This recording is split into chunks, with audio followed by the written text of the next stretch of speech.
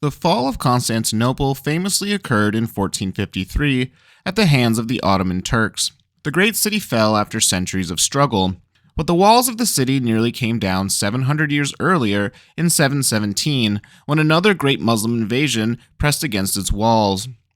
The siege of Constantinople of 717 was the accumulation of the Islamic invasions that exploded out of Arabia in the 7th century. Islam swelled, seemingly out of nowhere, and threatened to engulf the known world.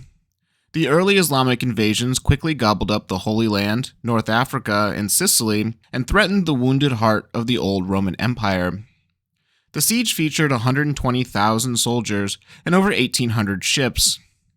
It was the most threatening attack on Constantinople ever, and it was close to toppling the city long before the walls ultimately fell. The soldiers surrounded the city on land, and the ships were supposed to lock off the city at sea. With Constantinople surrounded, the Muslims hoped that the Christians huddled within would have no choice but to surrender or starve. Unfortunately for the Arab conquerors, the Byzantine navy was much more formidable than its previous Western Roman iteration. The Byzantines had nowhere near 1,800 ships, and so when their small navy came sailing boldly out of their hidden harbors and stony slipways, the sailors on the decks of the great Muslim navy must have laughed.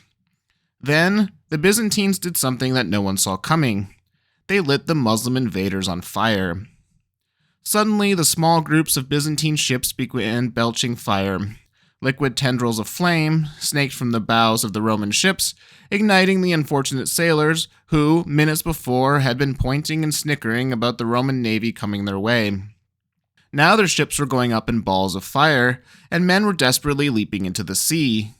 But this was not enough to save them. The surface of the ocean was also engulfed in flame, and once the fire got a hold of a man's flesh, it did not let go.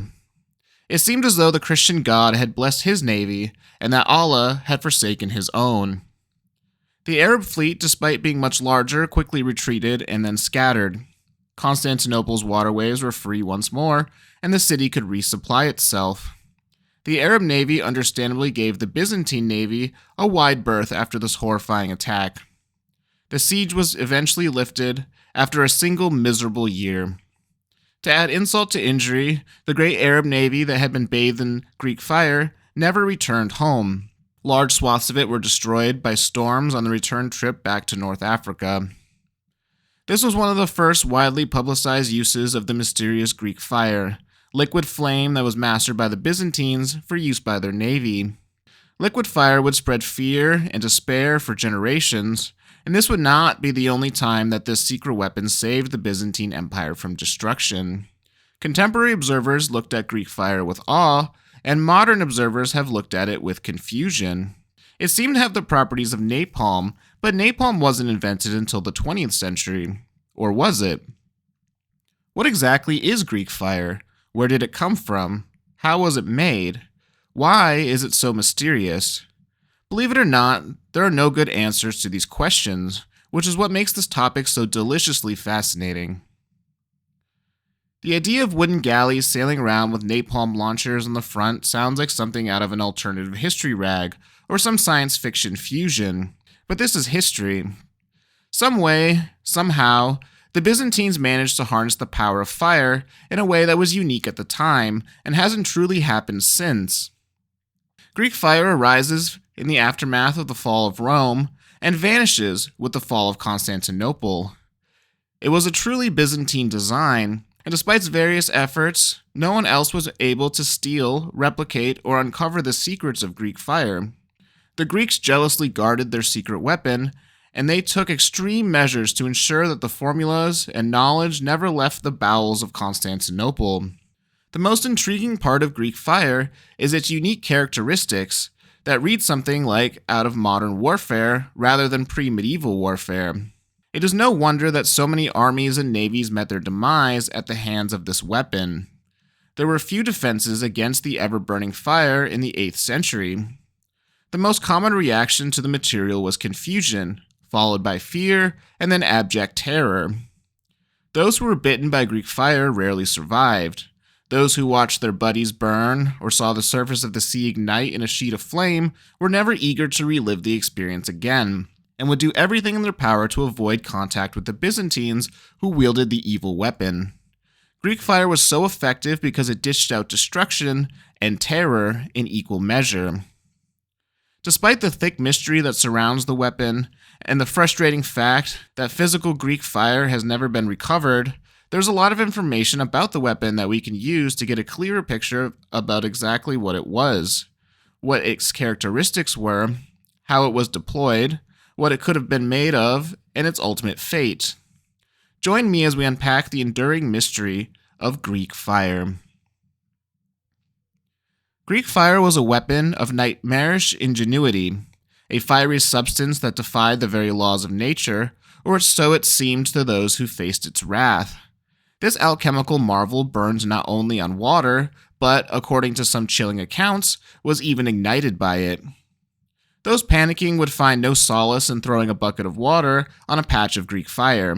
Such an act would often cause the fire to expand or spread in flying liquid globs. Extinguishing its relentless flames was a near impossible task. Only peculiar remedies like sand, strong vinegar, or stale urine could smother its fury, likely due to some mysterious chemical reaction.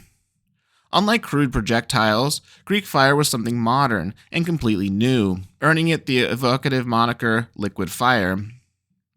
Anne Comnene wrote of its use, saying, quote, "As he, Emperor Alexios I, knew that the Pisans were skilled in sea warfare and dreaded a battle with them, on the prow of each ship he had fixed a head of a lion or other land animal, made in brass or iron, with the mouth open and then gilded over, so that their mere aspect was terrifying. And the fire, which was to be directed against the enemy through tubes, he made to pass through the mouths of the beasts, so it seemed as though the lions and the other similar monsters were vomiting fire. In naval warfare, it was unleashed through siphons, dousing enemy ships in torrents of searing destruction. For added chaos, it was also sealed into earthenware pots or grenades, turning each projectile into an explosive burst of unquenchable flame. The very act of its discharge was theatrical. A deafening roar like thunder split the air, while plumes of dense, acrid smoke veiled the battlefield. To those caught in its blazing grip, Greek fire must have seemed like an unstoppable force conjured by the gods themselves, or the one true god. But what exactly was Greek fire? What material could not be extinguished, burned on water, belched smoke and thunder, and could be spread from ship to ship, or body to body, in flying spittle? This is one of the most enduring questions from this time period, and no one really knows. There are multiple accounts of the recipe that Greek fire was made from, but upon reading them, it becomes clear that something is missing. While the recipes can clearly create a flammable material, they cannot account for some of Greek fire's most peculiar characteristics. The earliest precursor to Greek fire was described by Julius Africanus in the 3rd century. His recipe reads in part, quote, "Automatic fire, also by the following formula. This is the recipe. Take equal amounts of sulfur, rock salt, ash, thunderstone, and pyrite. Pound in fine a black mortar at midday sun. Also in equal amounts of each ingredient mix together black mulberry resin and Zaxthenian asphalt, the latter in a liquid form and free-flowing, resulting in a product that is sooty colored. Then add to the asphalt the tiniest amount of quicklime. But because the sun is at its zenith, one must pound it carefully and protect the face, for it will ignite suddenly. When it catches fire, one should seal it in some sort of copper receptacle. In this way, you will have it available in a box without exposing it to the sun. If you should wish to ignite enemy armaments, you will smear it on in the evening, either on the armaments themselves or some other object, but do so in secret, for when the sun comes up, everything will be burned up." Interestingly, this concoction seemingly ignited in direct sunlight, which means it was either photosensitive or would ignite from the smallest amount of heat. In another contemporary account, the eminent historian Anne Comnene describes her own understanding of Greek fire, saying, quote, "This fire is made by the following arts. From the pine and certain evergreen trees, inflammable resin is collected. This is rubbed with sulfur and put into tubes of reed and is blown by men using it with violent and continuous breath. Then, in this manner, it meets the fire at the tip and catches light and falls like a fiery whirlwind on the faces of the enemies. Again, the recipes here are helpful in describing how one might go about creating a flammable concoction during this era, but they are missing a key ingredient. This recipe is frustratingly vague, likely because Comnene didn't really know what Greek fire was made from. What makes this liquid undousable? What makes it burn on water? What makes it liquid? Even the Norse peoples who frequently sailed down to try their hand at raiding Byzantine lands were not immune to Greek fire.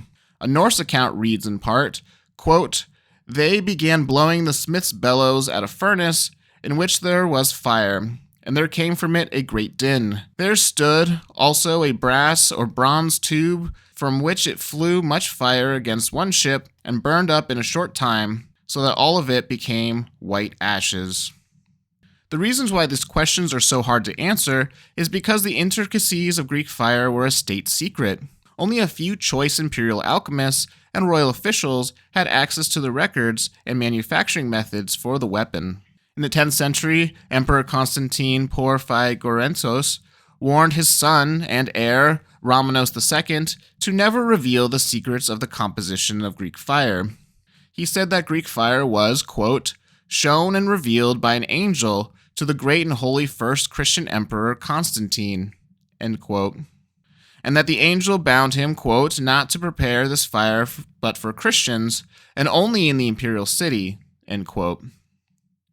As a final and ominous warning, the elder emperor added that one official who unwisely handed over a sample of Greek fire to the empire's enemies was struck down by a flame from heaven, as he was about to enter a church, seemingly by God himself. The unnamed man's death is mentioned to try to hammer home the idea that Greek fire was something divine and sacred, and violating its tenets and secrets could put you on the wrong side of divine punishment. Adding to the opaque nature of Greek fire is the fact that Byzantium's enemies would never fully replicate the design or composition of the material. Other secret weapons throughout history often lose their edge once the other side gets their hands on an example. It only took the Soviet Union a couple of years to replicate the atomic bomb after getting crucial information about its inner workings. No such thing happened with Greek fire. And while the Greeks jealously guarded their secrets, they were not perfect in protecting them. Multiple Arab armies managed to come away with physical samples of Greek fire, but could make neither heads nor tails of the stuff. In some cases, entire galleys or fire ships were captured by enemies, like the Bulgars, replete with distribution systems and storage methods. Even then, the material was never replicated and used by non-Greeks. This is not to say that the Muslims, Africans, and people of the Balkans were incapable of creating flammable weapons. Flaming arrows, gunpowder, saltpeter, and early cannons were all in use during this time. However, no one could figure out how to make the fire sputter and dance the way that the Greeks could. There was something about Greek fire that was different from the typical flammable materials common during the era.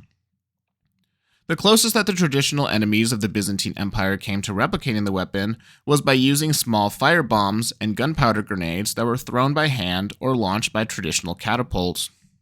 The unique siphon system, which pressurized and shot Greek fire like a stream of napalm from a Vietnam-era flamethrower, was never reproduced outside of Constantinople. This highlights another advantage the Greeks had over the other peoples of the Mediterranean during this era, their deployment systems. The Greeks devised a series of proprietary ways to deliver their devastating liquid fire onto their enemies. There were three primary ways that Greek fire was deployed in battle. The first was the most ingenious and most mysterious, the siphon. Siphons were pressurized tubes that carefully contained Greek fire until it was ready to be released.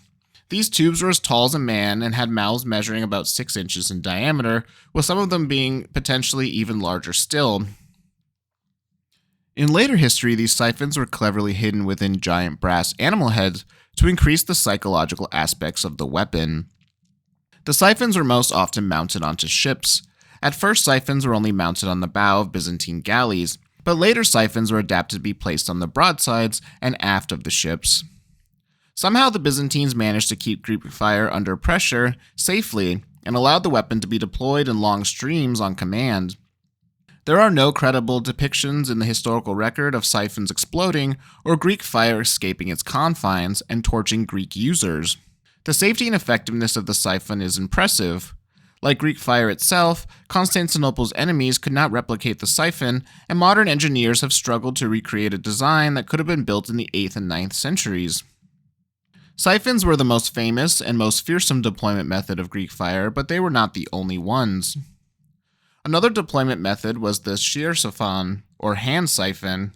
Hand siphons were smaller versions of their larger cousins that could be mounted on castle walls or carried into battle by brave soldiers.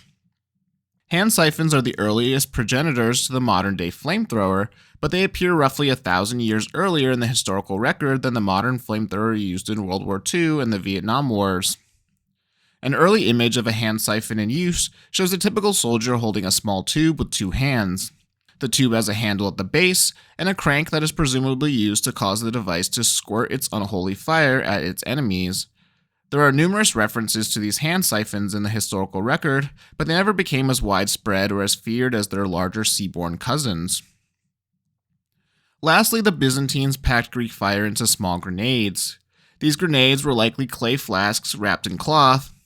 The grenades could then be thrown by hand, again often from the deck of a ship, or they could be bundled together and launched from a catapult. The catapult allowed Greek fire to have a much further range, launching vials over 450 meters, but they were highly inaccurate, and they could only launch small amounts of the fire reliably. With these 3 methods, the Byzantines rained Greek fire down on their enemies for multiple generations. From city walls to the bows of ships, and from the hands of conscripted soldiers, Greek fire lit up battlefields across the Mediterranean for centuries. But the weapon would not last forever, and it wouldn't maintain its extreme advantages as the years dragged on. While the effectiveness of Greek fire is undeniable, especially in the years prior to 1000 CE, it was not infallible. The Bulgarians and Arabs were not going to sit quietly and allow the Byzantines to torch their forces without a fight. Greek fire had some noticeable downsides, chief of which was its poor range. While the siphons were deadly if positioned correctly, they needed the pilot to steer the ship close to the enemy and often facing the bow. More maneuverable ships could maintain range and keep the Greek fire at arm's length, which nullified the material effects, though it did nothing to reduce the psychological impact of seeing large gouts of fire flying towards you. Later it was found that tough animal hides soaked in vinegar or urine would also blunt the effectiveness of the weapon. Future naval engagement between Arab navies and Byzantine navies would see the Arab ships wrap themselves in hides and hose down to reduce the power of Greek fire. The Arabs also started storing barrels of sand on their decks, in which they helped douse the fires if they ever reached them. The sand was one of the only surefire ways to extinguish Greek fire. Although it took centuries, eventually the enemies of Constantinople were confident in their ability to avoid and reduce the power of Greek fire. While Greek fire saved the mighty city time and again, there would be a day when it would no longer be able to stem the tides that were rising against it. Greek fire was also the most effective at sea. It was never fully adapted to ground fighting. It was placed into grenades and used on foot from time to time, but it was primarily stored on ships for use in the fearsome siphon cannons. The land version seemed to have a different makeup than the version used at sea. Even the hand siphons we discussed earlier were seldom used and primarily showed up in siege situations where they were deployed against siege towers and marauding besiegers. If Greek fire had been adapted for use by Byzantium's armies, it might have helped them in their endless wars in the Balkans. Even on land, Greek fire remained painfully short on range. The reason why Greek fire was so heavily used by Byzantium's navies was because it was uniquely effective in a naval setting. It lit the surface of the sea on fire. It could not be extinguished by the plentiful surrounding water. It could light the wooden hulls of ships on fire, and when ships ignite, it is a death sentence for the sailors on board. These conditions were not easily replicated on land, which is why it's got its reputation as an effective naval weapon rather than a land-based one. So for all of its positives, it was not a perfect weapon. Despite its mythical mythos, Greek fire could be countered like any other weapon. Studying it, understanding it, and adapting was key to reducing its effectiveness. Like all new weapons, it was most effective when it was still instilled fear in its enemies, and had few countermeasures to use against it. As time wore on, Greek fire began to wane in its overall effectiveness, and eventually it gave way to more traditional gunpowder weapons. But we still haven't answered the biggest question of all. What exactly was Greek fire? Does anyone truly know? I mean, it is 2025. There must be some theory as to what Greek fire actually was, right? We can't be this clueless. And we aren't. There are a number of explanations, but only one really holds any water in my humble opinion. There are two main camps when it comes to explaining the origins of Greek fire. The first camp is what I will call the gunpowder camp. These people believe that Greek fire was some sort of unique combination of gunpowder ingredients and analogs. These explanations are derived from depictions of Greek fire that describe it as creating loud bangs, explosions, and puffs of black smoke. The other camp is the petroleum camp. These people believe that the unique characteristics of Greek fire cannot be explained by some mixture of resin or saltpeter. Instead, they claim that the Greeks managed to harness and refine naturally occurring crude oil or petroleum that was then used to create Greek fire. I am firmly on Team Petroleum. Many modern scholars agree that Greek fire was likely based on either crude or refined petroleum, making it an ancient precursor to modern incendiary weapons like napalm. But where did the Byzantines source this seemingly modern ingredient? The oil age didn't begin in earnest until the 19th century. Why didn't oil spread further if it was usable as early as the 7th century? The answer lies in geography and ingenuity. The Byzantine Empire had direct access to crude oil from naturally occurring wells, particularly around the Black Sea. For example, Emperor Constantine VII, in his 10th century military manual, notes the importance of the wells around Tamorakan, a strategic outpost near the modern-day Kerch Strait. However, collecting, working with, and refining these materials was dangerous. The smells and gases caused eyes to water and skin to burn. It could cause people to pass out if they got too close to the open wells. Horses would often refuse to go near them, and if you fell into one of these pits, you were likely to die. Even after you scooped up some of this foul-smelling sludge, the question then became what to do with it. It couldn't be eaten, it was volatile, and it wasn't as useful as resins or tars. Most people likely gave these oil pits and wells a wide berth. But the Byzantines weren't the first to tap into this volatile resource, and they weren't the first to unlock its unlimited potential.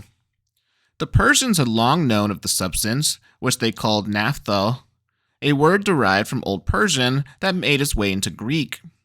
The Greeks in turn referred to it as Median oil, a nod to its origins in the ancient Median Empire. Even today, this region remains awash in oil and other naturally occurring petrochemicals. Interestingly, Greek fire was sometimes called Median fire, linking it to this oil's fiery reputation.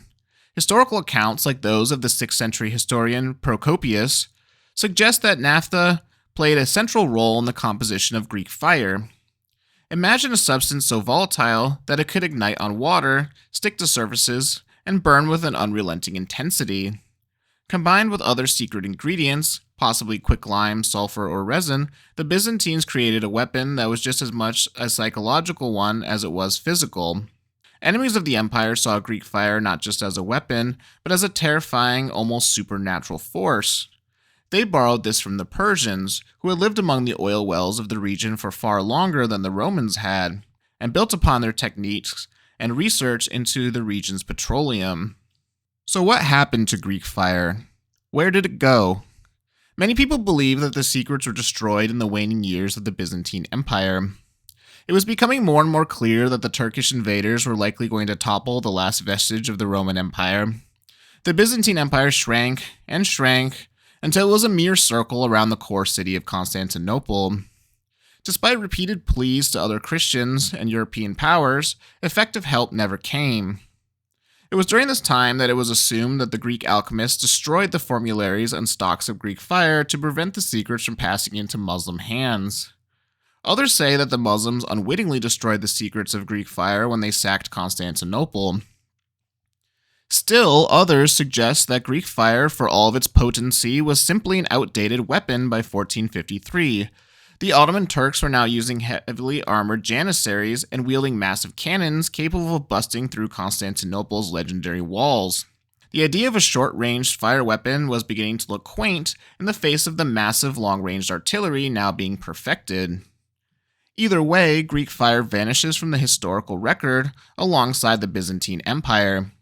It never reappears in a later age. It was never wielded by the Ottoman Turks. It lived and died in the hands of the Byzantine Greeks. Considering that the Greeks wielded this weapon for roughly 700 years, that fact is remarkable, implausible even, but that is how it went. Greek fire remains mysterious, frustratingly vague, but undeniably present. We still don't know the exact makeup. We don't know why it was so hard to replicate. We don't know exactly what happened to it, which is why it remains such a fascinating topic to this day. And that is history, once forgotten and now found. If you have made it this far, thank you for listening. I hope that you found the intricacies and mysteries of Greek fire as tantalizing as I did. This is one of those stories that always tickles the brain, and every time I revisit it, I discover something new. If you learned something from this podcast, consider sharing it with your friends or posting it on your social media. If you want to read more material covering the oddest and most interesting parts of history, be sure to check out my blog at grantpiperwriting.medium.com. Again, that is grantpiperwriting.medium.com.